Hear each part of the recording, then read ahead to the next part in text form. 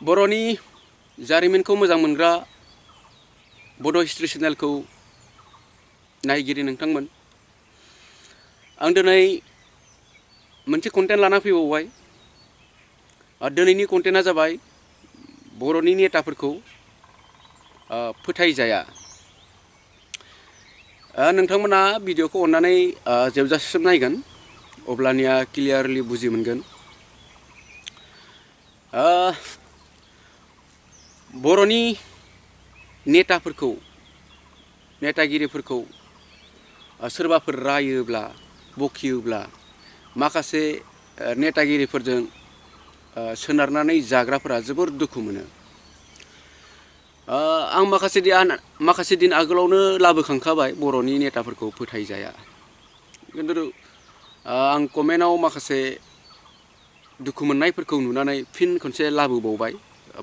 बर'नि नेताफोरखौ फोथायजाया। प्रमद बर' फैसानि थाखाय रिक्सा सालायदोंमोन, फैसानि थाखाय खैला जावदोंमोन। अब्ला बिथांनियाव फैसानि बेसेबां उखैनाय दङ बेखौ बर' रायजो राजाफोरा एसे सानब्लानो बुजिखागोन। दिनै प्रमद बर'आ मानो रायजादों? गोरोन्थि खालामनायखौसो रायजादों। गोरोन्थि खालामामोनब्लाथ' रावबो रायामोन। मोजांखौ खालामब्ला बयबो बाख्नायगोनसो, नङा होमबा? गोरोन्थिखौनो जुदि खालामाखैमोनब्ला सोर रायनो लामा मोनगौमोन? रावबो रायनो लामा मोननाय नङामोन। खिन्थु दिनै बिथांखौ रायोब्ला माखासे बेक्तिफोरा जोबोद दुखु मोनो। PM भारतनि जिथु प्रधान मन्त्रि नरेन्द्र मदि, बिथांखौनो जोबोद रायो। बिथाङा साहा फानग्रामोननो, बेफोरबायदि गोबां रायो। गोबां आन्दलन खालामनो गोनां जादों। माखासे गोरोन्थि बिल पास खालामनायफोराव आबादारिफोराबो आन्दलन खालामनो गोनां जादों नरेन्द्र मदिनि सायाव। बिथांखौबो रायो गोबां। पार्लामेन्टआवनो मदिखौ गोबां रायो माखासे MPफोरा। आसामनि CM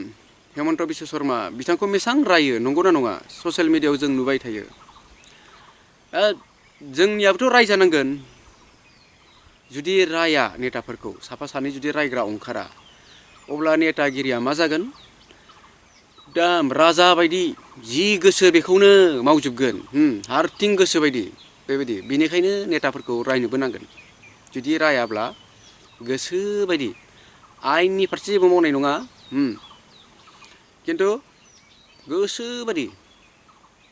हादोरखौ माबायदि सालायनांगौ, रायजोखौ माबायदि सालायनांगौ, बे मोनसे आयेन दङ। बे आयेननि थ्रुयै सालायनाय नङा, गोसो बायदि खालामगोन, किम जं उन बायदि खालामगोन। बेनिखायनो नेताखौ रायनोबो गोनां जायो। खिन्थु जोंनि माखासे बेक्तिफोरा नेतागिरिफोरखौ रायोब्ला दुखु मोनो। जियानो जा, नेतागिरिफोरखौ फोथायजाया, बेनिखायनो रायनांगौबो। दिनै आं नोंथांमोननो मोनसे जारिमिन खोन्थानोसै। जिहेथु आं माखासे दिन आगोलावनो बुंखानाय, मानगोनां डिपुटि चिफ बिथांनि माखासे गुसुं जारिमिन आं नोंथांमोननो लाबोगोन होननानै आं दिनै नोंथांमोननो खोन्थानोसै। जेब्ला BTC इलेक्सन जादोंमोन,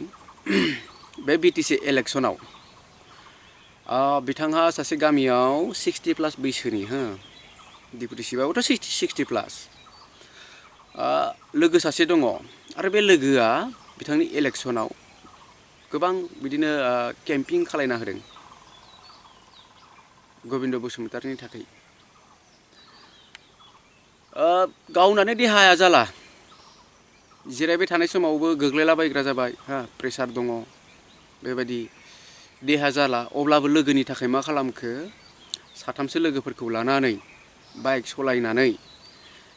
केम्पिं खालायना होबाय। गावनि एरियायाव, गावनि समस्थियाव जेसेबां गामिफोर दङ बेफोराव थांनानै केम्पिं खालायना होबाय, आरो हसायैनो देरहामारबाय। बेनि उनाव सेकेन्ड टाइम MLA सिटआवबो केम्पिं खालाय देरहाहोबाय। 2 टाइम बोराय बैसोआव गावनि देहाखौनो नायालासिनो लोगोनि थाखाय मदद खालामबाय, आरो बिदिनो देरहामारबाय। दानियाबा मा जाहैखो? मोनसे काहानि जाबाय। एरियायाव चेयारमेन सिटनि थाखाय 6-7 जनसो मानसिया एप्लिकेसन होबाय। चेयारमेन सिटनि थाखाय दानियाबा एनडिएफबिफोरा दाबि दैखांबाय डेपुटि चिफनाव बे एरियायाव चेयारमेना जोंनि मानसि जानांगौ होननानै दानाबोथ' चेयारमेन जानोबोथ' मेट्रिक पास जानांगोन मेट्रिक पास जानाय जानांगोन बेयावहाय एनडिएफबिफ्रा गावसोरजों अफाराव थानानै खामानि मावग्रा सासे दङ बिथाङा बे एरियानि नङा बे एरियायाव जोनोम मोननाय नङा गुबुन जायगायाव जोनोम मोननाय आरो गुबुन जायगानिफ्राय फैनानै बेयाव हिन्जाव लानानै बिजामादै जाफैबाय दा बिथांखौ सेलेक्ट खालामबाय बिथांनि मुङा सेलेक्ट जाबाय होननानै एरियानि मानसिफोरा मेसेज मोनबाय मेसेज मोननायनि उनाव माखासे इउपिपिएलनिनो मावथिफोरा माखासे बिजेपिनि मावथिफोरा एरियानि मानसिफोरा सिन्था खालामनो गोनां जाबाय आमुखायासो मोनसिगोननो चेयारमेन आमुखाखौसो सेलेक्ट खालामबायनो बेथ' एरियानिबो नङा गुबुन एरियानिसो आरो बेना मोनसे रेकर्ड दङ हिन्जाव दंखायो थेवबो बिराद हिन्जावफोरखौ अनग्रा बेनिखायनो आं अनसुला होनना बुङो बिथांखौ दा हिन्जावफोरखौ बिराद अनग्राखायनो एरियानि मानसिफ्रा सिन्था खालामनो गोनां जाबाय सोरहाबा फिसाजोफोरखौ सिन्था खालामनो गोनां जाबाय सोरबा हिन्जावफ्रा मोजांथार हिन्जावनि फारसे सिन्था खालामनो गोनां जाबाय आरो सोरनियाबा बिदिनो पार्टियाव ओंखारनाय दङ माखासे आइजोफोर बे आइजोफोरखौ बिराद अनगोन बरबाद जागोन बेखौ सिन्था खालामबाय आरो एरियानि मानसिफ्रा सिन्था खालामनानै दानियाबा चेयारमेनखौ बिथांनो होनाङा होननानै डेपुटि चिफजों कन्टेक्ट खालामबाय कन्टेक्ट खालामबाबो हाया रावबो बिथांजों कन्टेक्ट खालामनो हायासै दानियाबा मा जाहैखो एरियानि मानसिफोरा बे माखासे पार्टिनि मानसिफोरा बे डेपुटि चिफनि जिथु लोगो बिसायख'थियाव केम्पिं खालामना होनाय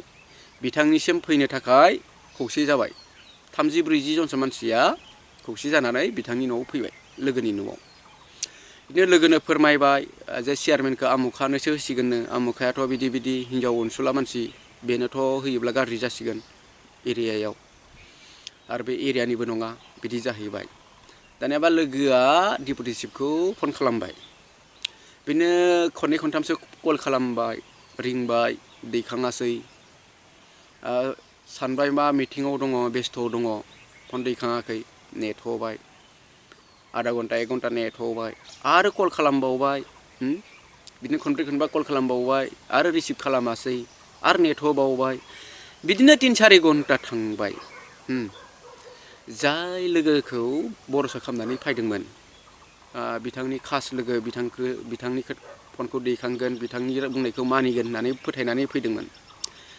बिथांनि फनखौनो 18-19 बार दैखाङासै बेबायदि लोगोखौनो सिनायासै लोगोनि कलखौनो रिसिभ खालामासै सानना नायदो नङा होमबा जाय बेक्तिया गावनि बोराय देहाखौ लानानै लोगोनि थाखाय एफाग्राब मदद खालामबाय केम्पिं खालायना होबाय बिथांनि फनखौनो दैखाङासै 30-40 जना एरियानि मानसिफोरा माखासे बिजेपिनिबो दङ इउपिपिएलनिबो दङमोन आरो रायजो राजाफोर दङमोन बिथांनियाव जिथु आसा खालामना फैदोंमोन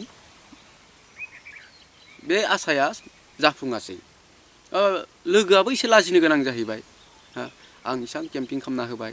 आंखौ बर'सा खालामनानै फैदोंमोन खिन्थु लोगोआनो लोगोनि सनमानखौ एसेबो दोनासै लाखिथारासै खमसे खम फनखौथ' खनसे दैखांजायो रायलायहरजायो बेखिनिखौबो खालामासै बेबायदि आरोना नेतागिरिफोरनि आखुआ बेबायदि बेनिखायनो नेतागिरिफोरखौ फोथायजाया होनना बुंदों आं बर'नि नेतागिरिफोरखौ फोथायजाया बेबायदि आखु जायो जुनारनि आखु बर' नेताफोरनियाव गावनि खास लोगोखौनो सिनायासै बिसायख'थिनि बेलायाव एफा मदद खालामनाय बेखौनो सिनायासै देरहाखांनायनि उनाव जियानो जा बे बर'नि जारिमिन मोनसे बेबो थानांगोन बड' हिस्ट्रियाव नङा होमबा आं बेनिखायनो बुङो बर'नि नेताफोरखौ फोथायजाया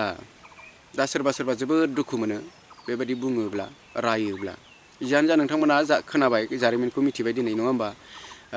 जाय बेक्तिया लोगोनि थाखाय इसां मदद खालामबाय देरहाखांनायनि उनाव बे बेक्तिखौ लोगोआनो सिनायासै बेबायदि मोनसे जारिमिन दुखुनांथावना जारिमिन नङा होमबा जियानो जा आं फंनैसो खोथा बर'नि गेजेराव आरो दुखुनांथावना जारिमिन जालांनायनि सायाव फंनैसो बुंनो लुगैबावबाय थांनाय माखासे दिन आगोलाव जितु किनाराम बर'खौ इनकाउन्टार खालामदोंमोन आरो बिनि जायगायाव इनकाउन्टारा जादोंमोन डिम्पिसर मोसाहारि बेयाव पुलिसा दाबि दैखांबाय थादोंमोन जोङो किनाराम बर'खौसो इनकाउन्टार खालामदों डिम्पिसर मोसाहारिखौ नङा आसामनि CM मानगोनां हिमन्त बिश्व शर्मा बिथाङा बे केसखौ नायबिजिरनो थाखाय CID नो हगारबाय आरो गोथैखौ बोखांनानै DNA टेस्ट खालामबाय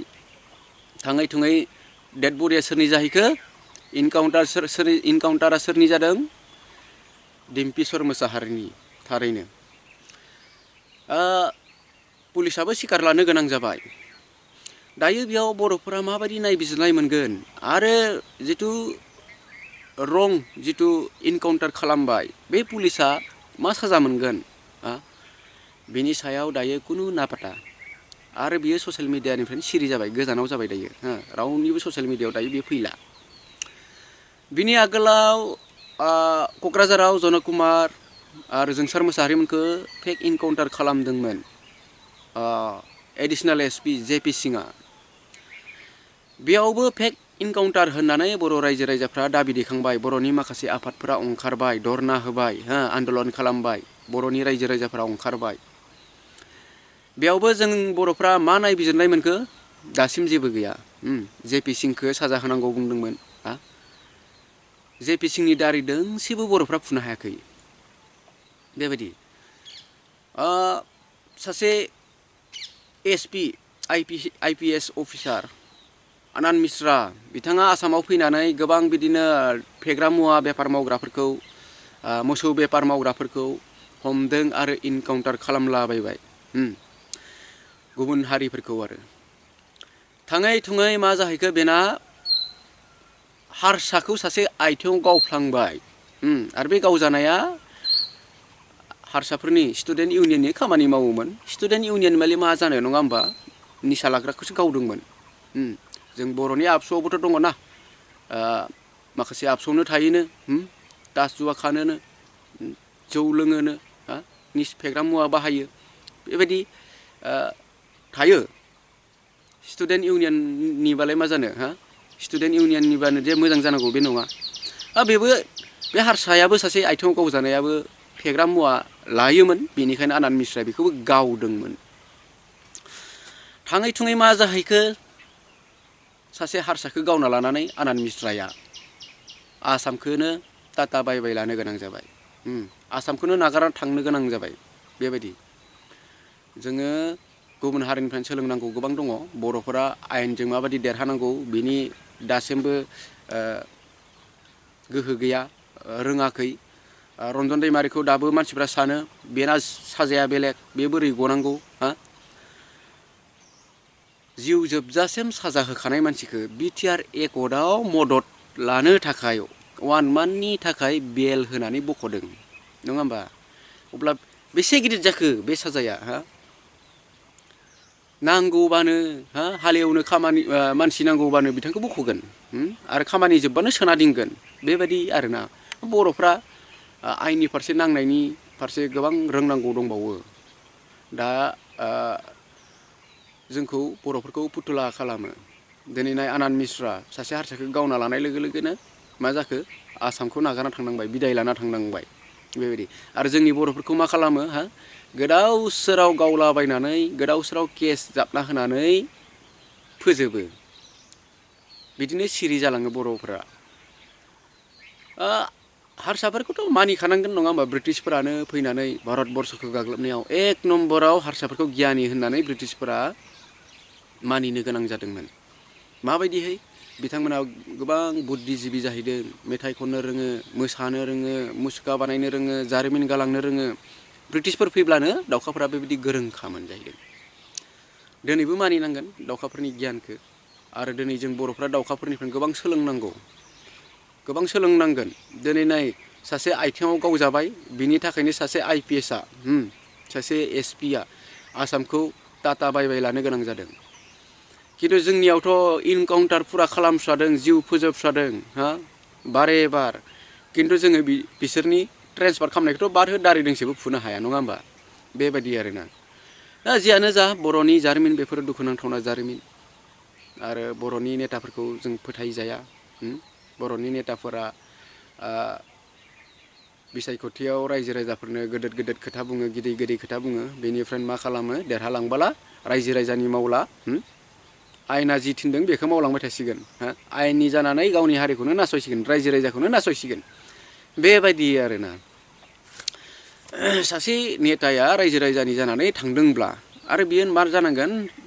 रायजो राजानि मावनांगोन खिन्थु सहैनानै मा जायो बिथाङा रायजो राजाखौसो उल्था नासयो बेबायदि आरो बर'नि नेताफोरा दिनै जियानो जा माखासे बेक्तिफोरा बर'नि नेतागिरिफोरखौ रायोब्ला बखियोब्ला दुखु मोनो खिन्थु बेखिनिखौ गोसोआव ला जुदि रायाब्ला किम जं उन बायदि खामानि मावगोन एकदम हारसिंनो गोसो बायदि हिनजाव साथाम साब्रैबो लानोसो हागौ सासे नेताया बेबायदि